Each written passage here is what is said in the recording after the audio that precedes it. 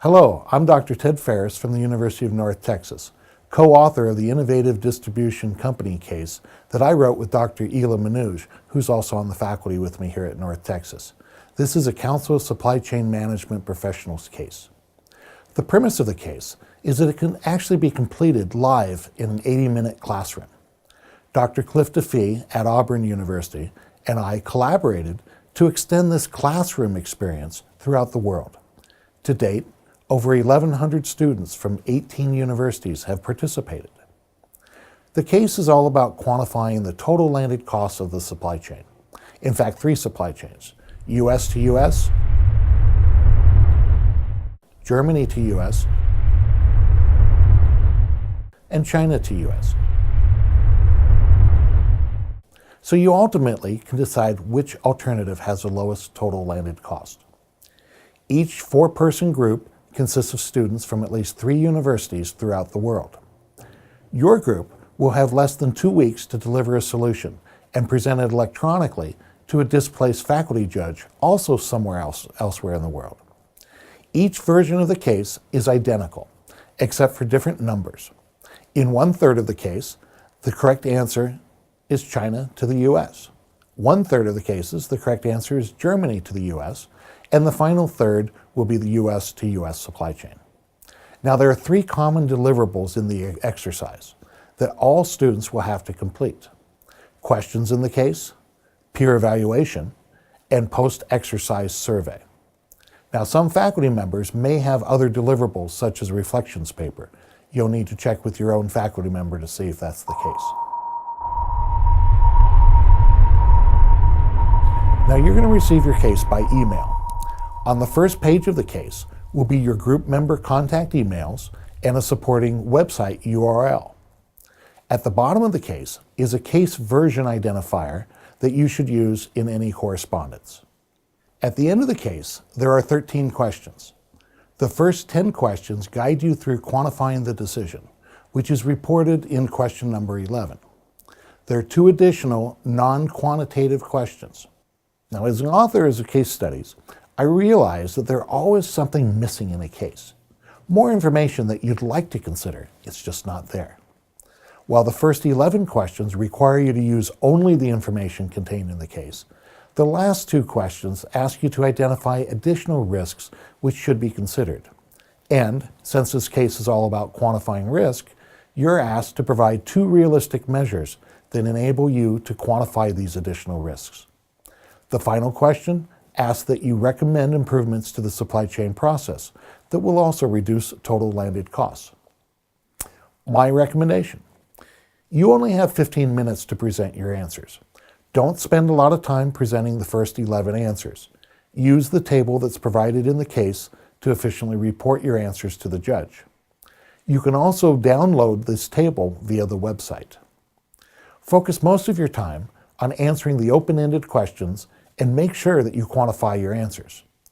Don't be surprised if a judge asks you to quantify how can these additional proposed risks change your answer to number 11.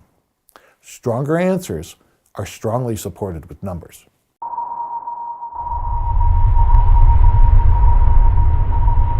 After your presentation, you'll need to submit your zero-sum peer grading sheet.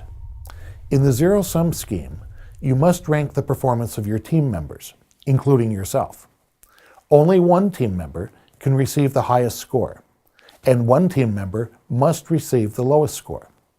No team members of the team can receive the same score. Let's take a look at some of the samples from the supporting website. The URL will be listed on the first page of the case. When the case is active, it will be updated every 6 to 8 hours. Any questions and their corresponding answers will be posted on the website. And also, the website contains timetables of events and due dates. The website is also used as a vehicle for your team to sign up for presentation times. Here's an example of the web page after some student groups have committed to a time slot. Faculty judges have allocated 15-minute time slots to view presentations. The assignment of these time slots are on a first-come, first-served basis. As soon as your group decides a time when every team member can be present, be sure to send in the request for that particular time slot. Once assigned, your group will receive a confirmatory email and the web page will reflect this. Now make sure you check the web page before you submit your requests, as the time slots do fill quickly. I recommend signing up early to get the preferred time slot. And remember, all team members must be present during the presentation. Now, other recommendations that will make your case experience great. First, connect with your team members early. The exercise spans many time zones, so you'll find communication is slower than when you have a face-to-face group. Waiting until late in the exercise will be very problematic. You must also establish the best means of communicating for your group. Historically, we've found that groups use a variety of differing methods. Find what works best for you. Final presentations will use a specific communications tool, such as Adobe Connect, though this may vary from semester to semester. Don't wait until your final presentation to practice using this tool. Other recommendations. Project management works wonders. Consider using your basic project management techniques to divide up the work, and don't have only one person determine the numbers. Challenge, how did you get the number? It promotes a lot of agreement and a lot of understanding about the case. Finally, check the website daily for updates. Now let's take a look at the basic premise behind the case and look at an example.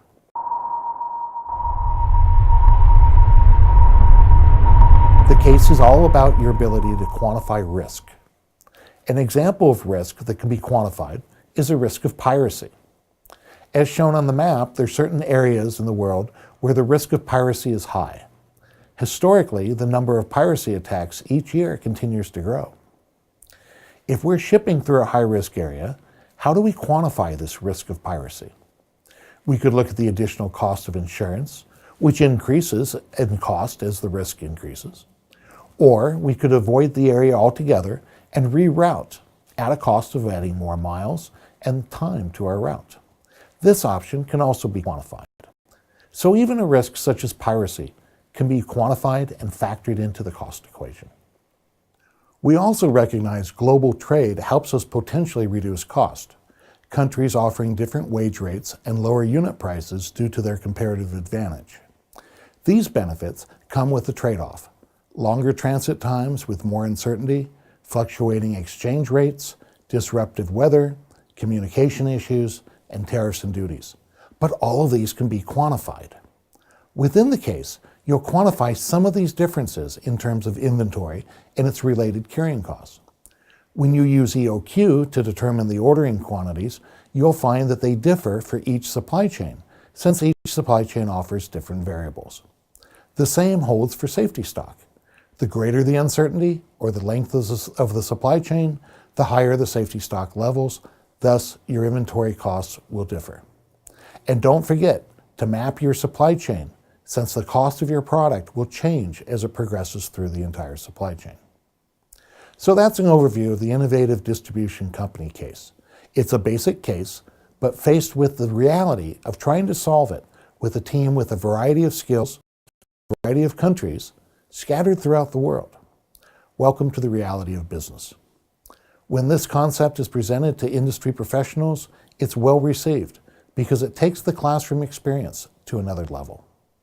Best of luck in your experience.